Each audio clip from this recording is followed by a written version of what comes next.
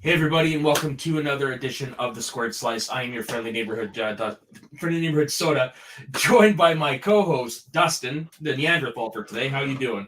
Wonderful. How are you doing, Soda? I'm doing good, doing good. I'm just building the massive Friends Lego set that they have. I was The gonna say, apartment. Gizo, that's awesome. Yeah, my back is sore from the hunching over. That just shows my age. So how Uh, long how long have you been putting it together so far? since I want to say 1:30. Jeez, Nonstop, yeah. And I've already got Chandler and Joey's apartment built, and I've got the hallway built. Now I'm just focusing on Monica and Rachel's. you're gonna have a lot of hours invested, Soda. Yep. Well, that's Have what you been happened. watching Friends while you're putting it together? No. I have not been watching Friends while I've been doing it. You should watch Joey while you're doing Good new. I'm good. I'm good. But it. we're not here to talk about Friends. We are actually here to discuss some other feature length thing we do, Hickey. We're here to watch Hulk Hogan's very first starring role in 1989's No Holds Barred, starring opposite Tiny Lister and Kurt Fuller and Joan Severance as well. When did you come across this movie? I always remember it at the video store as a kid, like because Um, hey Ben, but I always remember it as a kid at the video store because it was always with the wrestling VHS tapes, right? Do you remember that? That's where not, mine not, always not was. for me. It was, where would it have been? I think it was in the drama section. Woof, woof. But I remember seeing it. I remember I was just seeing it, and I don't think as a kid I ever watched it. Mhm. Did you? Oh yeah, not like really young. I probably got it more towards, I don't know. It was probably about 8 or 9 when I finally got it on VHS. Maybe a little bit later, but I do remember watching it now as a kid on VHS and all that stuff. Yeah. Really? I honestly do not. I'm not saying I didn't, but I don't think I remember actually having a memory of watching it till high school, like maybe college. Oh wow. Yeah, I just don't. It was one of the movies I just don't think I ever. I don't know. You know how everybody has those movies that you're Oh, just for like, sure. For me, and, it's Fight Club. Soda. Did you I actually know. have you seen Fight Club, or are you saying you I just watched? No, I'm just saying I still haven't seen it. Like we've all got those movies that we just Right. haven't. Yeah. Yeah, and I don't know why it was. I don't know really why I never watched it. I don't know. But yeah, no, I don't have a memory of it. What was Just so you as a weren't missing kid? much. Oh man. So today I watched it for the first time in years. So Yeah, same here. the one story I had to tell you quick. So the reason why Soda and I had a quick conversation today, that I was like, "Oh, we'll do No Holds Barred. That'll be easy." I know it was just on HBO Max a few months ago because I tried to watch it randomly. I was like laying here bored, and I got 20 minutes in, fell asleep. Today. Just no. This is what I Oh, tried to watch a couple months ago, okay. and at no point did I tell myself I should keep watching it. Never. It just didn't happen. So I was like, "Oh, that's what I'm going to use today for. I will Yeah. finally rewatch it." And then it's not streaming. You can even rent it on Amazon. So I had to. We found our ways, Yeah. and yes, I rewatched it today for the first time in 10 years.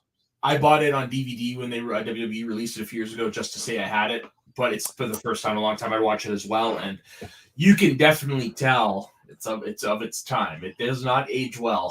Holy shit! Does it age so poorly? Like, I know we're just getting right into it, and this show will probably be shorter than some of our other ones, but this movie ages so poorly in almost every single way imaginable. Yeah, exactly. And like I said, you can tell it's there. Like you're listening to it, and if you're an astute wrestling fan, you're like, "Holy shit, Jim Johnston did the score." Because Yeah, there's a lot of stuff that you've heard similar motifs in some of the pay-per-view themes at that time, particularly like SummerSlam or whatever. You can definitely hear some of that saxophone in here. yeah, yeah. It's really interesting to see just like the very beginning of it, like the credits and Vince McMahon and Hogan being the Yeah. producers. And don't you find it? I suppose we should get into like what the movie's about, but it pretty much starts as Hogan. I just love the fact that it's still Hulk Hogan, and they Yeah, just like change his colors, basically. and Well, in a they way, made the in a way, belt yes. white. You do know Hogan prior to, I don't know why, yeah, probably prior to '84 why he stopped, but he used to wear different colors, and that was one Right, of them. Yeah. right. But I love the fact that the belt is white. Right, The right. leather strap. You couldn't have given a fake belt. You literally just put the No, white. no. This is basically Soda. what watching this today. It's like this is how Vince McMahon sees wrestling. Is this movie? Yeah, in a way, you're Yeah. probably not wrong. I mean, so I don't even know where to start. There's so many things that I Okay. want Well, let's just go through the plot summary and then. to. You do that. Okay. So first off, this movie had a budget of $8 million and had a box office of $16 million. So. Not bad. But 1989, not good either. Rip Thomas is the World Wrestling Federation heavyweight champion, and his appearances on network TV have been a thorn in the side of Mr. Brell, the head of the struggling World Television Network. Rip is a huge ratings draw, while WTN is the lowest rated television network. The day after Rip's most recent title match, Brell attempts to get Rip to become a part of his network, but he refuses. Angry at being stood up by a man he considers a jock ass, Brell tries to exact revenge to no avail as Rip fights off his goons. I'm sitting here the whole movie going, what the hell is a jock ass? It's the dude wearing a outfit from Street Fighter. That's a jock ass. Okay. That's like why? Like, is that what Vince McMahon considers swearing? Yeah, probably. We all know Vince has that weirdo sense of humor that all the people say he has that. Like, he probably heard that once, thought it was hilarious, slipped it in the movie. Later, Brell visits the No Count Bar, where he comes up with his own wrestling program called Battle of the Tough Guys. How original. The show is successful due to the introduction of Zeus, an ex-convict and former protege of Rip's trainer, Charlie. Zeus wins the $100,000 tournament and becomes Brell's prize fighter. Samantha Moore, a corporate spy, is sent by Brell to seduce Rip. However, Rip's good nature and dedication to charity win her over, and she confesses her identity to the wrestler and turns to his side. Brell learns of Samantha's defection and, vowing revenge, sends his underlings to kidnap and rape her. Yes, folks, trigger warning, there is a little bit of that in there. It's probably the only time we're going to mention it, but yes, there's an attempt at it in there, so apologies in advance for my mentioning that. Yes, that's true, though. It is, yeah. Oh, it's not, yeesh. Yeah. Rip stops the would-be kidnapping, throwing one of the Stooges into a tree trunk. Later, Rip is at a charity event when Brell and Zeus arrive, demanding that Rip prove his honor by fighting Zeus on Battle of the Tough Guys. Rip, wanting to set a good example and knowing children are around, declines. Meanwhile, Rip's younger brother Randy, played by Mark Pellegrino, who plays Satan in Supernatural. Oh, does he really? Yeah. Can I just stop you there? Of course. Don't you love the fact that Hogan's brother just shows up, like, kind of out of nowhere? Well, not really. I mean, you just see him so there's a plot point. Well, you do see him it doesn't really come out of nowhere. You do see him earlier in the movie. Kind of out of nowhere. Well, okay, look at this movie. It's like it wants to be like 3-4 different movies at once. So it's trying really hard to be a bunch of different movies at once. Yeah. Later, Rip is at a charity event. Meanwhile, Rip's younger brother Randy and his friend Craig decide to check out Zeus for themselves, attending an illegal fight being held in a warehouse. After watching Zeus defeat the monstrous Rebar Lawless, Craig identifies Randy as Rip's brother to Brell and his associates. Randy attempts to defend himself, but Zeus brutally beats him, sending him to the hospital. Enraged, Rip accepts Zeus's challenge to avenge his brother. On the night of the match, Brell has Samantha kidnapped and orders Rip to go 10 minutes through the fight, then lose the fight to save her life. As the battle begins, Samantha escapes, but just as Brell's goons corner her, Charlie and Craig rescue her and defeat the bad guys. Back in the arena, Zeus has the upper hand at the start of the fight, ruthlessly pummeling Rip, even attempting to kill him by ripping out one of the steel pipe posts and trying to impale him through the chest. Yes. Wow. I like to see an actual wrestler try to do that. Randy cheers to urge his brother to fight back. Rip is re-energized by Randy's words and wants to see Samantha safe, gains a second win, and starts to turn the tides on Zeus.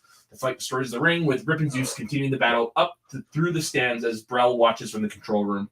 Rip finally puts an end to the match by knocking Zeus off a catwalk and through the ring far below. A frustrated Brel begins destroying electrical equipment, enraged over Zeus's loss. Rip angrily goes after Brel, intending to repay him for his misdeeds. Brel retreats, but accidentally comes in contact with live wires. He is exposed to this tirade and is electrocuted. With dear enemies vanquished, Rip and Randy celebrate victory with friends. Yes, folks, that is how this movie ends. They electrocute their villain. So it's I remember none of the electrocution. I remember none of it. And boy, did I openly laugh by myself when he just backpedals into the electrical. It just dies. Can you believe that he does not want to talk about this movie? Weird. Yeah, I remember on one of the last Something to Wrestle With that I had listened to, what was actually for No Holds Barred, but Conrad had said he tried to get Kurt Fuller to attend WrestleCon or whatever, and he said no, just refused. He's like, no, I don't want to do the movie. Yeah. Well, it's so interesting in a vacuum now to not watch it in a vacuum. Like you're right, Soda. You kind of took the words out of my mouth of like this movie tried to be so many things.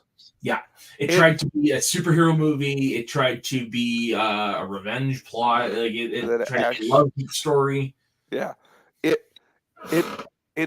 I don't know. I know it was Hogan's first movie, so maybe it's like first starring movie. I mean, he did Rocky III. Right, first big starring movie, and I guess I don't know. I always think of him as not a killer because I mean he's a killer in this movie. In like the first 30, I mean, in a way, yeah. I mean. But in like the first 30 minutes, it's still kind of like goofy and fun. Yeah. Kind of lighthearted and stupid. Full of dookie. Yeah. Oh, yeah. Jesus. That is a rough line. There is a moment where a character poops his pants, and when Rip asks him what the smell is, he says it is dookie, folks. Yes. Dookie. Again, another Vince McMahonism at its finest right there. Yeah. But no, it's like you said, some of the stuff in this movie ages so poorly. It does. I mean, I love how even in your synopsis it's like, well, the lady likes Hogan because of his charity work. He's a good dude. Even though he's like eye groping her and can barely think. Yeah, that was so uncomfortable watching that. It's so uncomfortable. I was like, oh my God, if eyes could address. Holy shnikes. I know. He's like, can't look around. Yeah. I'm just like, okay, this is weird. This is very weird in every way. But yeah, it's like I don't it just doesn't make any sense. Like I don't know. I'm like, I can't wait to talk to Soda about this because it's so crazy. Yeah, it's like there is a basic plot thread, but the leaps they get there, it's like, what the hell? You can tell it was written by people who had no business writing a movie script. That's exactly it. And I love these stereotypes of just like what was happening. I love when they went to like the bar. It had every biker bar stereotype. Just like there's a guy giving. The bathroom.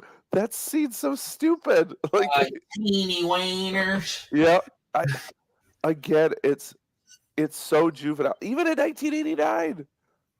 Like, who watched this and was like, this is hilarious? It's just definitely written for kids, that's for sure. When you were 8-9, Soda, what do you remember? Do you have any memories of like why you watched it? Or were you watching it just because it was Hulk Hogan? It was Hulk Hogan. Okay. That had to be it. That's pretty much it. Oh, yeah. There could be no other reason. Yeah. Your child from that era, you didn't need any other reason. Right. Exactly. You know, the other thing I thought of, too, is, for people who know wrestling, they sure didn't know how to put a fight scene together. Right? That was the part that really surprised me. The wrestling scene at the beginning was good. Was good because it's him and Bill Eadie, for God's sakes. Yeah, and Bill Eadie, for those of you who don't know, was Road Warrior Axe. Yes. Not Road Warrior Axe. No, Demolition Axe. Yeah. And so that's good. But then the first big battle in the biker bar with Stan Hansen. Who I didn't realize was Stan Hansen for the longest time. Yeah. So I forgot he was in it until I saw like, oh my God, Stan Hansen's in this movie, and he's the guy who gets the shit kicked out of by Zeus. So There's some cameos. You ever heard the name Jeep Swenson? Yeah, I have. Yeah, he Was it? played Batman and Robin. Yes. He played Yes. Longrange Perkins in this movie. Yeah, that's right. Yeah, and then you had Bill Eadie as Jake Bullet, Stan Hansen as Neanderthal. You had Gene Okerlund, Jesse Ventura, Howard Finkel, and Joey Morella as themselves in the beginning. I kind of thought I thought there would have been more wrestler cameos. Why in my head did I think there was? I don't know. I totally went into it, like, remembering, obviously wrongly, that there was more wrestler cameos. Yeah, you would have thought there would have been, but there wasn't. I don't know why I thought that either. Like, I kept waiting. I'm like, okay, here's another brawl, and I'm like, oh, there's nobody in this. There's No. And Bill Eadie in the beginning. What a random person. Yeah, no, because in 1989 he would have been in Demolition at the time. So yeah, that's Right. a little weird. Well, it's Stan Hansen in it. Like, yeah, was he even contracted with the company at that time? In '89, I doubt it. So I don't know if they. So they just I have no idea how he got in the movie then. I know. I've read Stan Hansen's book, and I don't think he even mentions this in it. Probably doesn't remember. I feel like he doesn't remember or give a shit. Right, probably just a payday. So you wonder why Hogan never made it as an action star. He's not good. He's not good. He's better. Honestly, he's better in comedies. I will go to bat for Mr. Nanny. Right. Well, and that's what I was just going to say. It's so I had to look up. I don't know if you did this at all, but I looked up some of the reviews. Oh, I know that's got 10% on Rotten Tomatoes. I saw that. But at first, I immediately had to find Roger Ebert and Gene Siskel's responses to it. So Gene Siskel, his paraphrase was, pretty much that it's trying to be funny and it's just fails miserably. It's utterly lacking in the campy quality of the World Federation telecasts. That exactly. Is that not the most true statement? Like, it literally is failing at what WWE was succeeding at. How does that happen? I think they learned 34 years later, if I'm being honest. True. Because their shows are written the same way as a script, and you could argue it doesn't work half the time. Yeah, and it's true. Well, it's just now. It's just back in '89, it was simpler. Of course, you had Hogan. That's really all that mattered. Yeah. But yeah, you're totally right on that. Is that half of it just doesn't work, and God, No Hold Barred is the half that doesn't work. Yeah, like they give it the old college try, but in the end, no, and it didn't really go anywhere. But they also did a promotional match. I was just going to say, the movie. Have you ever seen the match? I have. It's been a while. I was going to try to watch it today, but I just didn't get the time to. Yeah, it's a match, all right. 10 minutes with these guys in a steel cage, and Zeus. Oh, Zeus. I will admit, though, man, while we talk about Zeus, that opening debut of Zeus, though. Oh yeah, terrifying. It is terrifying. Like the way Hogan sold it. Yes, the rest of the Zeus thing was atrocious, but that one moment was really good. Mm-hmm. Where Zeus is, big. Lister was huge, by the way. And yeah, huge and intimidating for real. 6'5", 300 pounds. And that is professional wrestling career. Rocked solid. But that part where he's, arms up and Hogan's trying to get up the stairs and he's just kicking him. Like, I remember that as a kid, and I remember being freaked out. Like, holy shit, Hogan can't even get past this guy's feet. Nope. Yeah, I was scared about that guy. Yeah, you were legit thought that this guy could hurt Hogan. Yeah, you really did. But as a kid, I have no memory of anything else that Zeus ever did. Well, that's it. They only did the one match. Well, no, 2 matches because they did SummerSlam '89, the main event as well. Mm-hmm. And then actually he came back randomly in WCW in the mid '90s. That's right. Mixture, like. Oh, that's right. Okay. Yeah. I do remember that. I forgot all about censored weird Hulkamania Must Die cage match. He was there for that.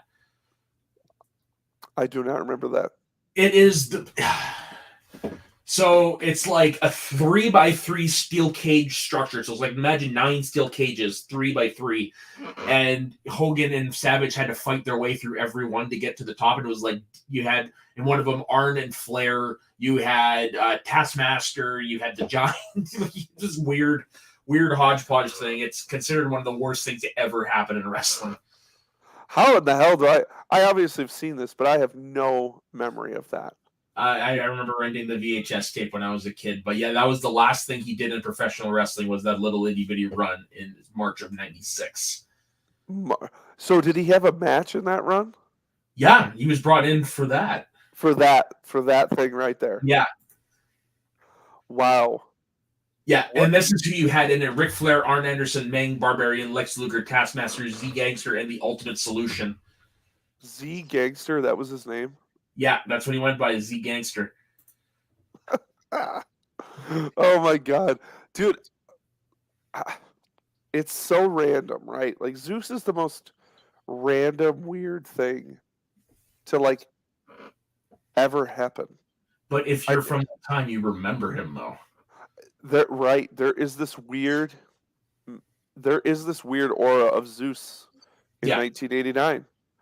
It's this weird giant Gonzalez feeling to it. Where pretty much, because he came in to do this little itty bitty run with Hogan right at like the apex of Hulkamania.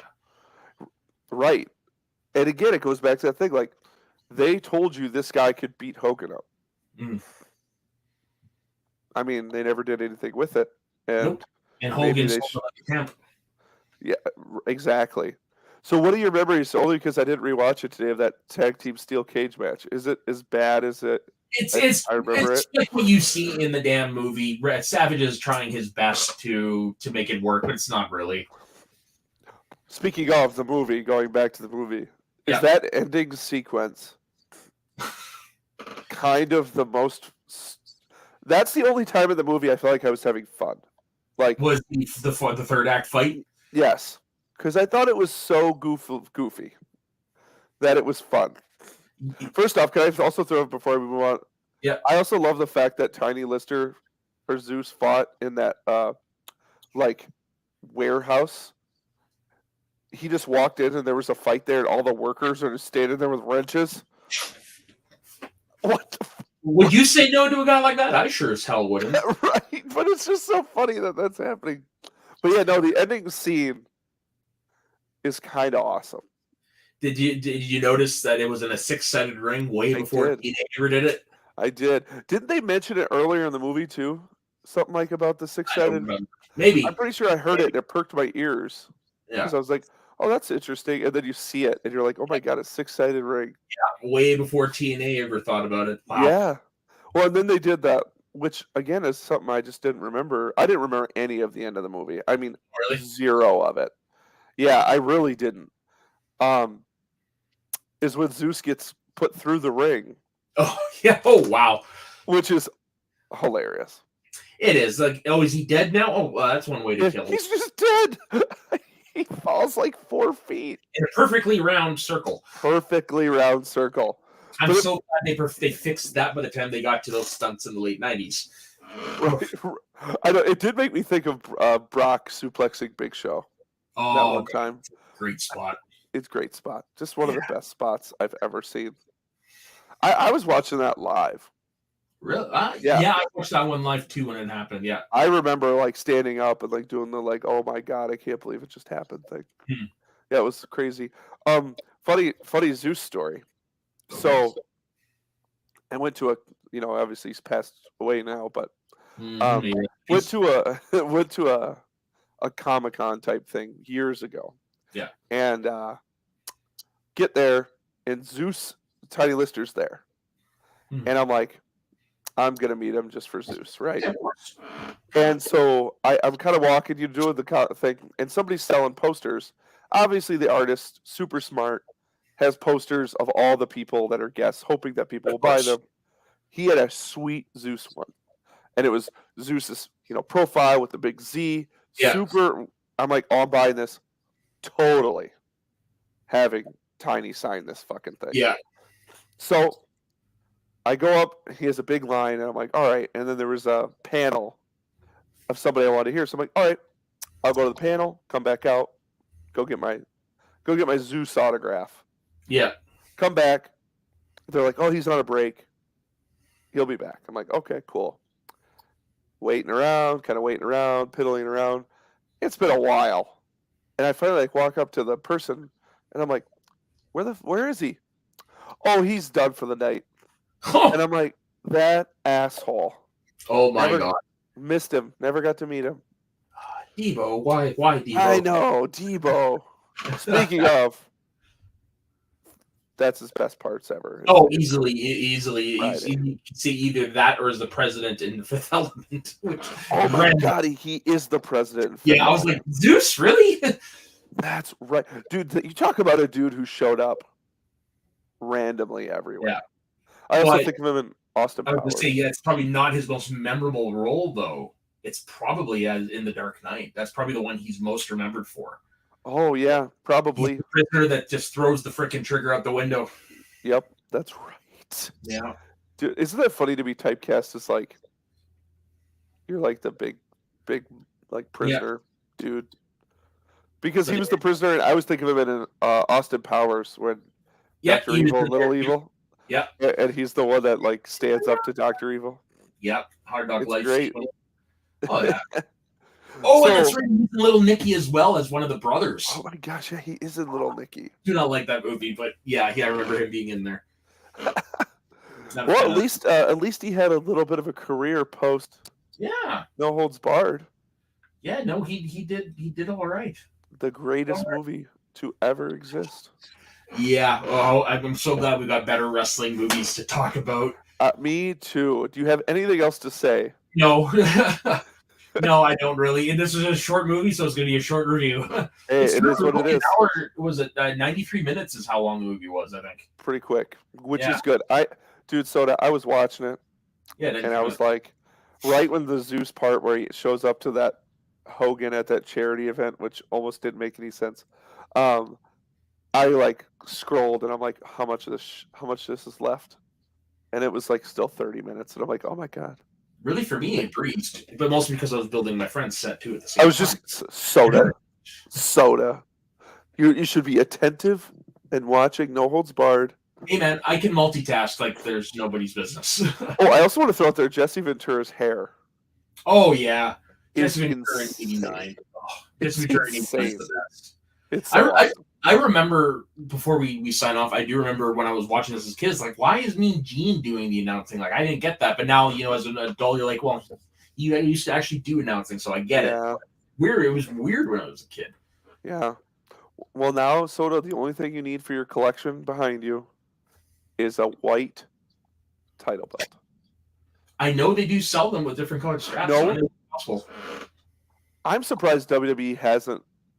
I don't know, man. They probably don't even want to draw attention to that movie at this point. Well, I was gonna say no. They actually did rip them T-shirts a few years ago. No way, did they really? Yeah, yeah, I can't remember how long ago it was, but they did. They were selling like Hulk Hogan T-shirts from that era, like designs and stuff like that. And one of them was rip them. There were some pretty cool ones. That's pretty cool. Yeah.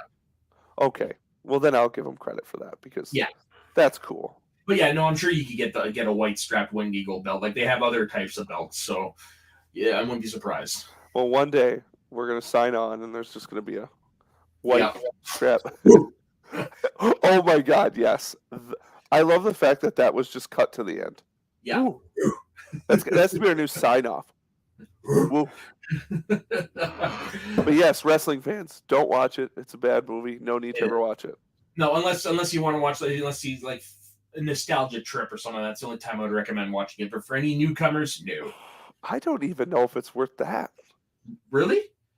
Is there a nostalgia trip? Maybe for you. You did watch it as a kid a lot. Yeah, maybe. I could see that. All right, but anyways, man, where could everybody find you? You can find me on Twitter, Dustin Dubuque. I'm on Instagram at Dustin Dubuque. I'm here. That's what I do. Sodas everywhere. You need us to start a Star Wars scroll to come on your name right at the end. Yeah, no kidding. And you can find me on my personal Instagram and Twitter at soda_the_saxman. And like Dustin said, you can find me all over on this channel. Tomorrow night, myself and Ben will be returning with Rewind the Tape, where we'll be reviewing Batman Begins. So definitely check that out. So on behalf of myself and Dustin, thank you very much for joining us on this review of No Holds Barred. And we will see you next week between the ropes in the Squared Slice. Have a good weekend.